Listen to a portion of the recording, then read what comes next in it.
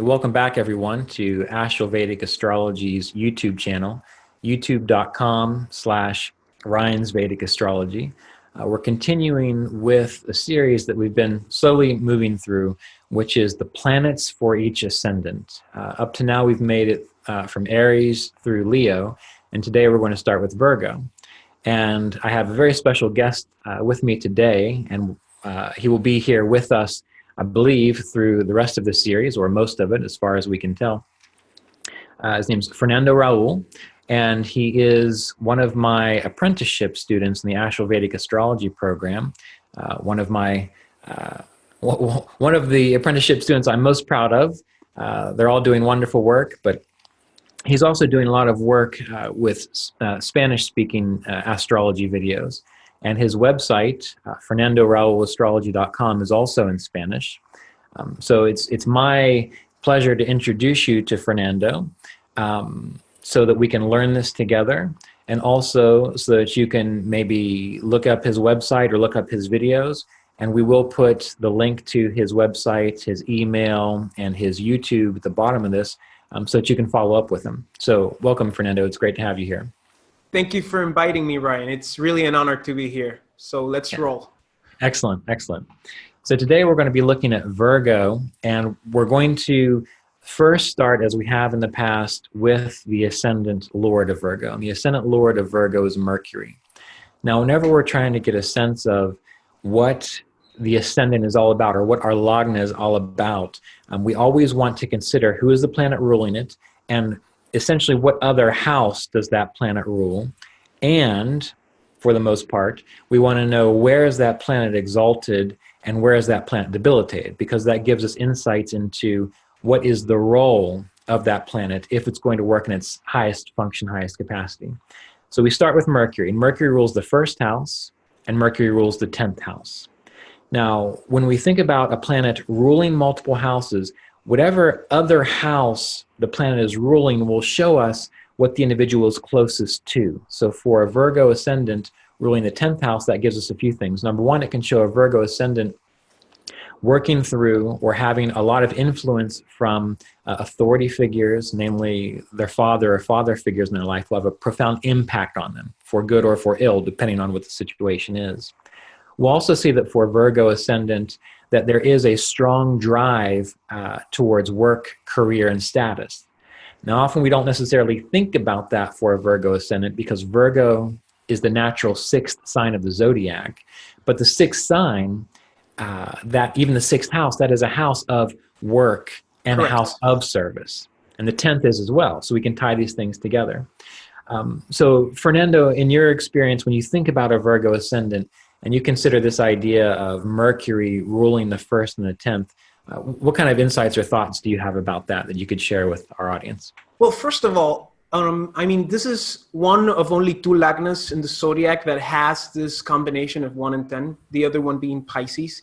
However, for a Virgo Lagna, it's very interesting because this is the only Lagna where the Lagna Lord can get exalted in Lagna.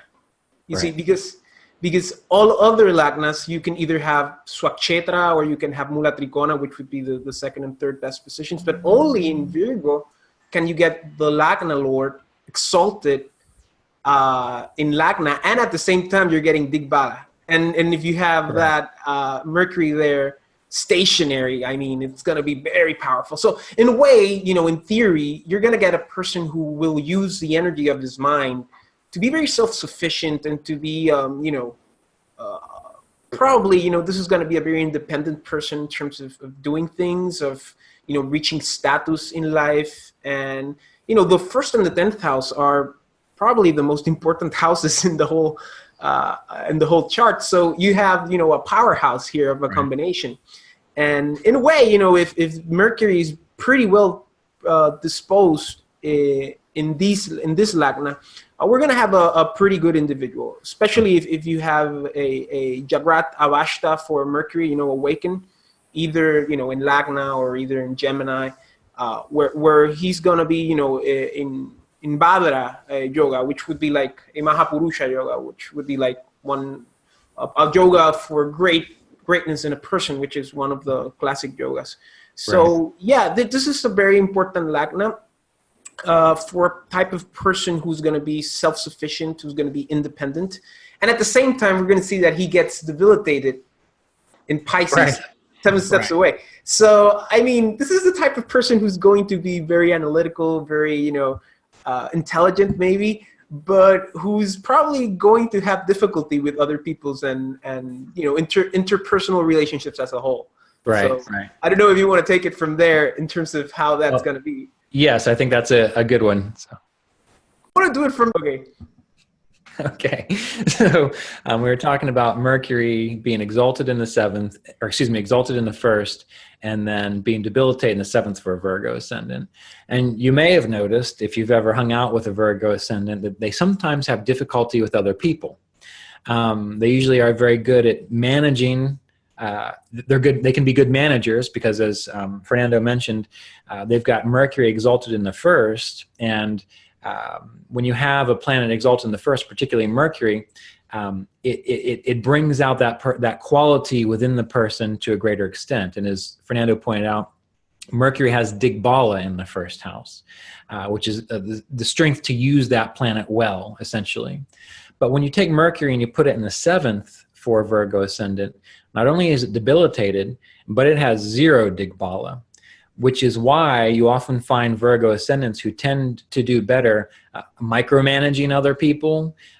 You'll find Mercury ascendants who Virgo ascendants who like to lay out a plan, have the path that we're supposed to follow, and they don't typically like to veer from that, because in their experience, in their mind, in their consciousness, when they let someone else take over or take control, that Pisces energy, things tend to not go very well, because rather than being focused and rather than getting things accomplished and done, things become too scattered. So when you think about a Virgo ascendant and the fact that that Mercury is exalted in the first and debilitated in the seventh, that is why Virgos tend to seem, they can seem particular, they can seem like a micromanager, they can seem like they want to maintain control. And that can be a bad thing if we have some difficult avashtas towards Mercury. But most of the time, if Mercury is working well, from my own personal experience, it makes sense if you listen to that Virgo ascendant. Why are you saying that? I'm just saying, trust the Virgo when it comes to getting things done. When you were talking about the long-term plan, I was thinking about the 4-year apprenticeship course. Right. Yes. Well, and that's sort of the way a Virgo ascendant can work, because we have to remember that we'll get to this with Saturn. Saturn rules over the fifth house for a Virgo ascendant and the sixth house for a Virgo ascendant. So they tend to think in this sort of long-term, stay steady to the course, stay focused on what is most important kind of approach to things as their creative outlet. The fifth house is the creative outlet. So Virgos tend to be, I think, from my experience, good for long-term planning. They like to keep people in their pigeonholes, but not for this controlling issue that most people make Virgos out to be overly controlling, but because a Virgo has a vision. And if all the parts within that machine are working well, then you will tend to make it to the end and have the results that the Virgo first envisioned. So I think it's important to remember that, because when Mercury is debilitated in the seventh, that vision of Mercury can't be actualized as easily. So your experience with this idea of Virgo and Mercury debilitation in the seventh, what are your thoughts on that, Fernando? Well, the best way I can see it is by explaining the Virgo-Pisces axis, Right. and just by that we can get a lot of insight. What is Virgo? Virgo is basically the most concrete, most anchored thing you can get to material life. It is basically the harem, like it's described in the Yavanayata. That's basically where women are. It's a place where basically you are very detailed about material things. And in Pisces, you have the ethereal, literally, like Jupiter reigns Akasha, the ether. But in a way, Pisces is water. But in a sense, it's basically the most spiritual thing. So you have that dichotomy between like solid matter and, intangible etherealness. And Mercury being the lord of, Tanushtana, the Lagna, and the Aspadashtana of the 10th, he's accustomed to numbers, he's accustomed to details, he's accustomed to things you can easily grasp through the energy of the mind. But once you get to Pisces, with other people, with interpersonal relationships of all kinds, romantic, professional, and even business professions, and even traveling, because the 7th is also, going away. Pisces fails many times to understand the others because he doesn't have the ability to grasp them with the certainty he does grasping himself or grasping his profession. And Mercury in a sense is gonna, struggle here, because it's basically the prince in the middle of the ocean, the prince that is accustomed to being with the women, knowing the differences between, Mary and Stacy and Stephanie, and knowing all the quirks and things about them. Now he's in the open ocean in a boat, and there's nothing to see. I mean, you could see the stars at night.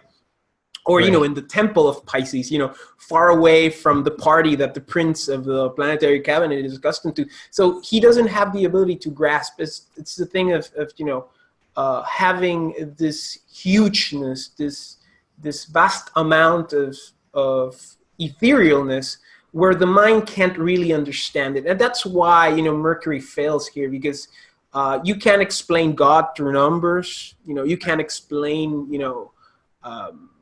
the beyond with simple logic. It's something that has to do more with faith. It has to do more with, wisdom, and the Jupiterian optimism that typically distinguishes, Meena Rashi. And if you have Mercury here, well, you're going to have also problems with your professions, career, and status in life, because it's the 10th and the 7th, in the bad dignity, obviously. And, this might bring confusion not only in terms of other people, but in terms of who you are, in terms of what you want to do in life, and so on and so forth. Right, right. Now, it's also, those things that you've mentioned when you're thinking about business and a sense of purpose in a way. Virgos, when they lose themselves to other people's ideas, that tends to be when a Virgo has the most difficulties. And again, that kind of represents that first house lord being debilitated in the 7th. Virgo, since we have Mercury ruling over the 10th, this is also why Virgos tend to either be self-employed, like working for themselves, or they themselves like to be in charge as the manager. And whenever we have, there's only 2 ascendants or 2 planets that do this.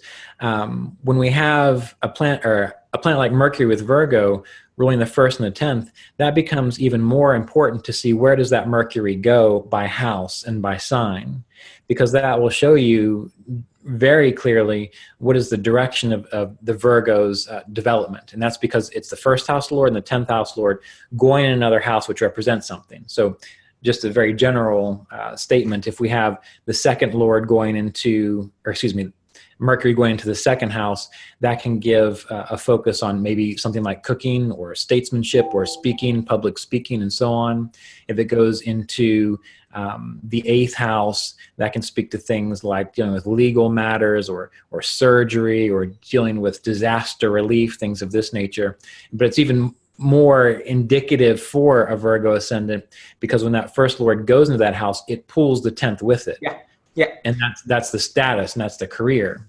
And generally, a general rule that most astrologers know is that wherever the Lagna Lord goes, then you can really describe the person, generally. But with Pisces and Virgo Lagna, this is really true, because the 1st and the 10th house are the most powerful ones, and you have those 2 houses in one Karka, in this case, Mercury.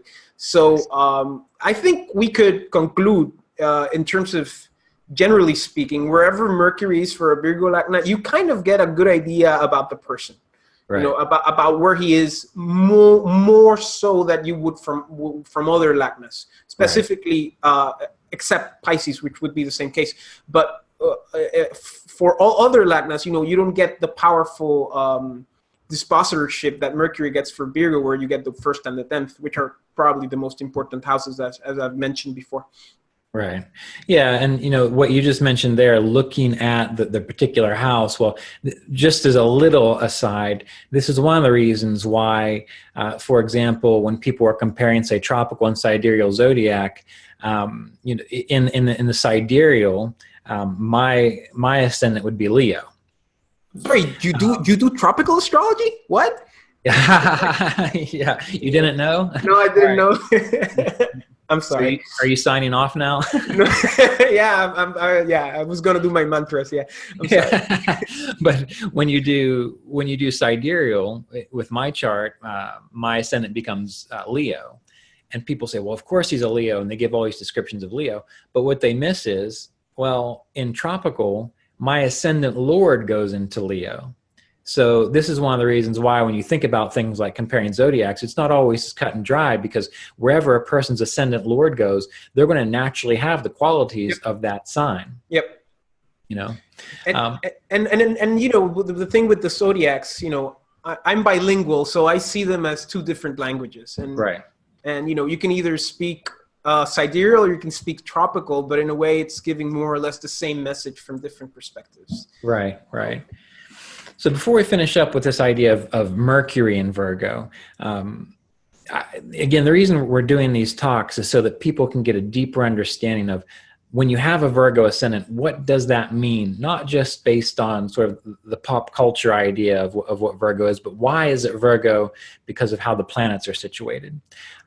So in a very generalized way, Fernando, when you think of Virgo, what are some key characteristics that, if you are a Virgo, it helps to be aware of, as maybe some, not a setback, but some innate weaknesses the Virgo might have with this Mercury, and some innate strengths they might have with this Mercury to be aware of and to work on? Virgo in itself is oriented towards achievements. He is intrinsically anchored to material life and to the material condition. And in a way, at the same time, us being, spirits having a concrete experience in Virgo, which is a natural sixth sign, there is the most intense desire for purification and divinity, which would be, the 7 steps away. And, we have all these cliche as pop astrology descriptions for Virgo that you probably know, more, and everybody knows, who's into astrology, but I mean you, because you have that ascendant, which is, the idea of, you're being meticulous and you're being analytical and you're being very, pay a lot of attention to details. With Virgo, it's a struggle of especially with that wish for purification. It's a struggle of realizing that right now, where you are in terms of the path of the zodiac, it's one of the most difficult places in terms of spirituality. But Virgos have to realize that it's the best place to realize what's ahead, and it's the best place to realize, what we have and what we could have. And I would recommend that the best thing to do in terms of this Lagna is just let go of your expectations of other people, especially with the 7th being Pisces. Just flow, try to flow with it. Just try to remember that your mind is your mind, that what happens in your mind is not necessarily what happens in the exterior world, which is one of the principles of basic philosophy. And with the Virgo, that's even more true. You have to realize, go with the flow. I mean, not go with the flow. That's not what I want to say. What I want to say is just relax. Right. Yeah. And just let life, be more ethereal, more Piscean. Don't let go, but acknowledge this realization that there are a lot of things that cannot be explained, and that's okay. Right. Excellent. Well, I just got a private or a personal public astrology reading, so I appreciate it. From who? From you. Oh, from me? Yeah, just now. From me? Oh, yeah. Yeah, sure. When we discuss Sagittarius Lagna, then he's gonna talk to me. Yeah. Okay. Exactly. All right. Well, we'll go ahead and conclude this introductory video on Virgo, looking at Mercury for Virgo ascendant. But before we do, again, Fernando, if you don't mind sharing your website and the contact information you would like to share, so people can get a hold of you if they need to. Oh, sure. Well, I'm in the internet, and my website is Fernando Raul, rolling R, but astrology, no rolling R. So it's Fernando Raul, astrology.com. There's my website. It's all in Spanish, but you can use Google Translate. And I also have my YouTube channel, Fernando Raul Astrology, where I usually, post videos about Yotish, mostly in Spanish, but I'm doing, a lot of English videos with people. So yeah. Excellent. Excellent. All right. Well, we'll see you soon when we start up again with Venus for a Virgo ascendant.